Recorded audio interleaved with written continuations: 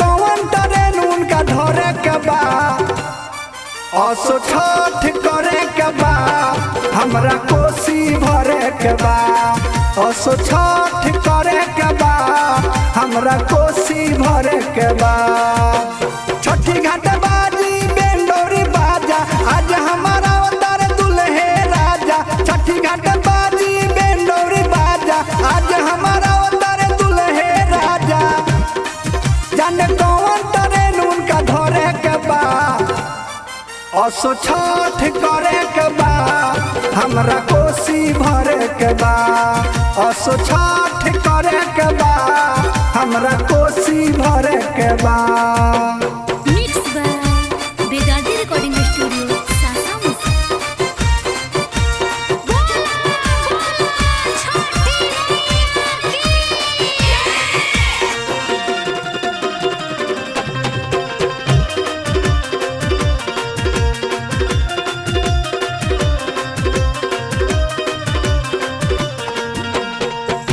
पर सालू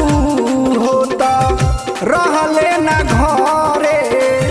छठ करे के हमरा बड़ा मन करे पर सालू होता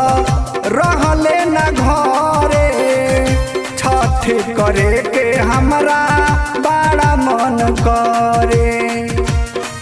असो श्रद्धा से पूजा करे के बा असो छठ करे के बा हमरा कोसी भरे के बा असो छठ करे के बा हमरा कोसी भरे के बा।